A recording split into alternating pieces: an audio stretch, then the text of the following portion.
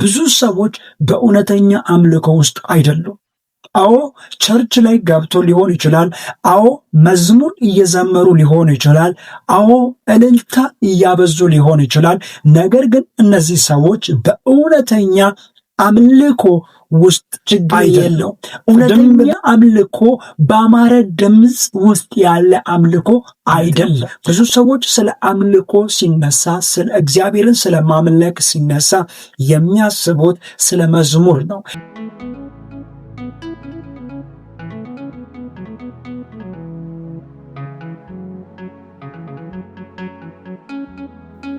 የጌታ ሰላምና ጸጋ ባላችሁበት ቦታ ሁሉ ይብዛላችሁ።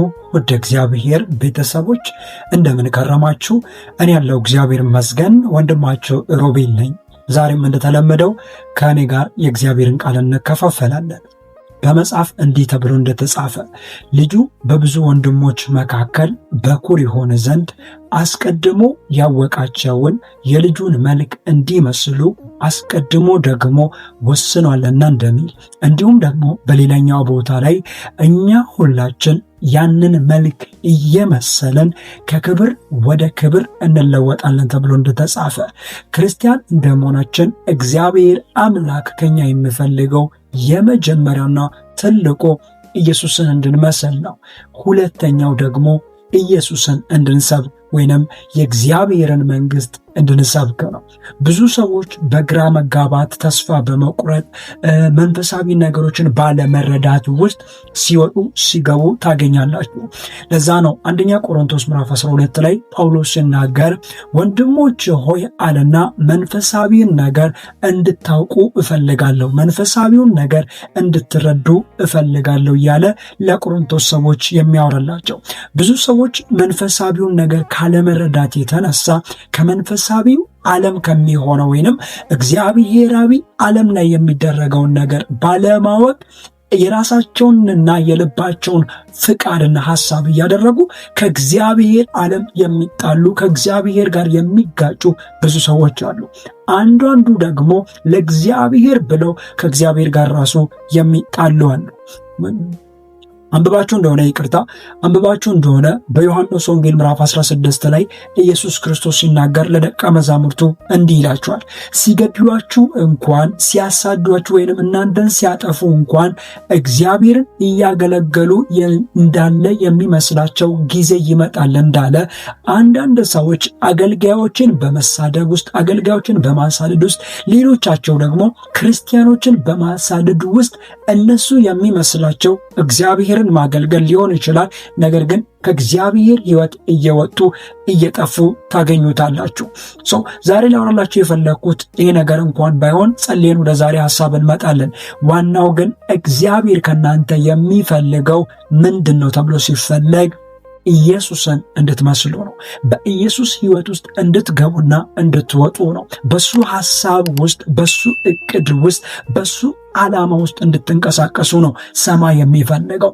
ብዙ ሰዎች በዚህ ሰዓት ላይ በመንፈሳዊው ቅድም እንደነገርኳችሁ በሃይማኖት ጫወታ ውስጥ ናቸው እንጂ መንፈሳዊ ሕይወት ውስጥ የሉምና ጌታ ኢየሱስ ክርስቶስ የማንቂያ ደውል እየመታላችሁ እንደሆነ እንድትነቁ ይሁን። ይህንን ሼር እያደረጋችሁ ከእኔ ጋር እስከ መጨረሻ እንድትቆዩ በአክብሮት እጋብዛችኋለሁ። እንጸልይና የዛሬውን ቃል እንከፋፈል። እግዚአብሔር ሆይ እናመሰግናለን። ክብር ሁሉ ለአንተ ይሁን። አሁን አባ ወንድሞችን ባርክ፣ ከኔ ጋር ያሉትን እህቶችን ባርክ። እግዚአብሔር የሚሰሙትን በጌታ በኢየሱስም እንድትባርካቸው ጸልያለሁ። ያንተ መንፈስ ከሁላችን ጋር ይሆን። አሜን። ክብር ለጌታችን ለመድኃኒታችን ለኢየሱስ ክርስቶስ ይሁን። ዛሬ ትንሽ ላወራላችሁ የፈለግኩት ሰሞኑን እግዚአብሔር በውስጥ ላይ ያስቀመጠው እያሰላሰልኩት ያለው ቃል ብዙ ቢኖርም ከነዛ መካከል ዛሬ እውነት ለመናገር ይህንን ቃል አወራላችኋለሁ ብዬ አይደለም። ነገር ግን አሁን እሱን ቃል ነው ልነግራችሁ የምፈልገው መንፈሳዊውን ነገር እንድትረዱ ስለምፈልግ። ሌላውን ደግሞ በሌላ ጊዜ እነግራችኋለሁ። እውነተኛ አምልኮ የሚለውን ነው ዛሬ የምናየው። እውነተኛ አምልኮ አምልኮ ማለት ምን ማለት ነው? ወይንም እውነተኛ አምልኮ ማለት ምን ማለት ነው? ብዙ ሰዎች ስለ አምልኮ ሲነሳ፣ ስለ እግዚአብሔርን ስለ ማምለክ ሲነሳ የሚያስቡት ስለ መዝሙር ነው የሚያስቡት። ከዛም ያለፉ ምናልባት ጥቂቶቹ ስለ ጸሎት ነው የሚያስቡት። ብዙ ሰዎች ስለ እግዚአብሔር አምልኮ ሲነሳ የሚመጣላቸው ወይንም ክቦርድ ነው፣ ዘማሪ መጋበዝ ነው፣ የተለያየ ነገሮችን ነው ቲንክ የሚያደርጉት ወይንም የሚያስቡት። ግን አምልኮ ከዚህ የላቀ ከዚህ የበለጠ ወይንም ከመዘመርና ዜማን ከማቀናጀት የበለጠ እንደሆነ ብዙዎቻችን አንረዳም። አምልኮ የሚመስለን ቅድም እንደነገርኳችሁ መዝሙር መዘመር፣ በእግዚአብሔር ፊት ማይክ ይዘው ወይንም ሃሌሉያ ምናምን እያሉ መዘመር ይመስለናል። ነገር ግን አምልኮ ከእንደዚህ አይነት ነገር የወጣ ነው። ክብር ለጌታ ለኢየሱስ ክርስቶስ ሲሆን እንደውም የምታውቁት ቃል ብዙ ሰዎች የሰበኳችሁ ቃል መካከል አንደኛው ልበልላችሁ። ሮሜ ምዕራፍ 12 ላይ እንዲህ የሚል ቃል ታገኛላችሁ። ራሳችሁን ሕያው መስዋዕት አድርጋችሁ አቅርቡ እንጂ ይላል። ራሳችሁን ሕያው መስዋዕት አድርጋችሁ እንድታቀርቡ ነው ፖል የሚመክራችሁ። ስለ አምልኮ ሲነሳ በሮሜ ምዕራፍ መጽሐፍ 12 ላይ ሰውነታችሁን ሕያውና ቅዱስ መስዋዕት አድርጋችሁ ለእግዚአብሔር ታቀርቡ ዘንድ ይላል። ሰውነታችሁ። ስለዚህ እውነተኛ አምልኮ እንዴትና ከየት ይጀምራል? ብዙ ሰዎች በአምልኮ ውስጥ ያለውን በረከት ሰምታችኋል። አምልኮ የሚያመጣውን በረከት አውቃችኋል። ብዙ ተሰብኳችኋል፣ ብዙ ተነግራችኋል። ባት ግን እውነተኛ አምልኮ ውስጥ አይደላችሁም። ብዙ ሰዎች በእውነተኛ አምልኮ ውስጥ አይደሉም። አዎ ቸርች ላይ ገብቶ ሊሆን ይችላል። አዎ መዝሙር እየዘመሩ ሊሆን ይችላል። አዎ እልልታ እያበዙ ሊሆን ይችላል። ነገር ግን እነዚህ ሰዎች በእውነተኛ አምልኮ ውስጥ አይደሉም።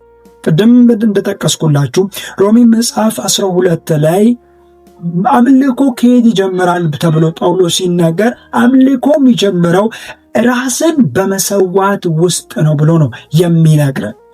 ራስን በመሰዋት ውስጥ፣ ራስን አሳልፎ በመስጠት ውስጥ ነው። አምልኮ ራሱን ያልሰጠ ሰው ቢያመልክ እንኳን አምልኮቱ ተቀባይነት የለው። ራሱ ለእግዚአብሔር ያልተገዛ፣ ለእግዚአብሔር መገዛት፣ ለእግዚአብሔር መታዘዝ፣ ለእግዚአብሔር ራስን አሳልፎ መስጠት ያ አምልኮ ይባላል። ያ ትክክለኛ አምልኮ ይባላል። ግጥም መጻፍ ባትችል ችግር የለውም ወንድሜ። መዝሙር መጻፍ ባትችል ችግር የለውም እህቴ። በመዝሙር በዜማ ድምፅ የሚያምር ሆኖ ሃሌሉያ ብለህ ማምለክ አሁን ላይ የሚሰማውን ወይንም ሰዎች የሚያስቡትን ነገር ባታረግም ኢትስ ኦኬ፣ ችግር የለው። እውነተኛ አምልኮ በአማረ ድምፅ ውስጥ ያለ አምልኮ አይደለም። እውነተኛ አምልኮ ልክ እንደዛው በማያምር ድምፅ ውስጥ የምታደርጋቸው እንቅስቃሴም አይደለም።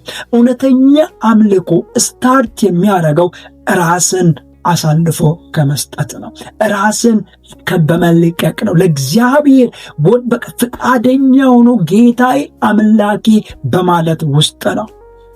ክብር ለጌታ ለኢየሱስ ክርስቶስ ይሁን። ስለዚህ እውነተኛ አምልኮ ብለን የምንጠቅሰው እውነተኛ አምልኮ ነው ብለን የምናወራው ምንድነው ሲባል ራስን አሳልፎ መስጠት ነው። ራስን ለእግዚአብሔር ማቅረብ ነው። አንድ ሰው ራሱን ለእግዚአብሔር ማቅረብ በቻለ ጊዜ፣ ራሱን ለእግዚአብሔር መስጠት በጀመረ ጊዜ እመነኝ የማያምር ድምፅ እንኳን ቢኖረው ማይክ ይዞ በጉባኤ መካከል የመዘመር አቅም እንኳን ባይኖረው እሱ ሰውዬ እውነተኛ አምልኮ የሚያውቅ ሰውዬ ነው።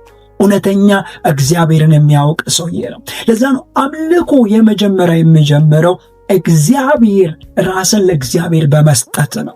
ሁለተኛ አምልኮ ቶሎ ብዬ ልጨርስና፣ ሁለተኛ አምልኮ በእውነት ነው የሚመለከው።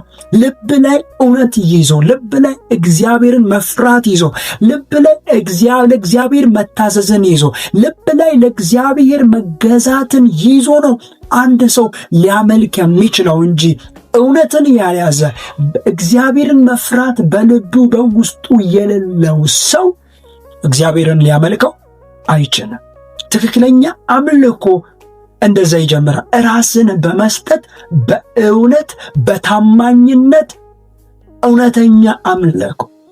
ዮሐንስ ወንጌል ምዕራፍ 4 ላይ ሄዳችሁ ስታነቡ ኢየሱስ ስለ ለአንዲት ሳምራዊቷ ሴት የሚመልስላት መልስ አለ። አባቴ እንዲህ ያሉ ሰዎችን ይፈልጋል፣ የሚያመልኩትን ሰዎች ይፈልጋል። በምን? በእውነት በመንፈስ የሚያመልኩትን ሰዎችን ይፈልጋል። ስለዚህ አምልኮ ስታርት የሚያደርገው በመድረክ ላይ አይደለም። አምልኮ ስታርት የሚያደርገው በጉባኤ መካከል አይደለም።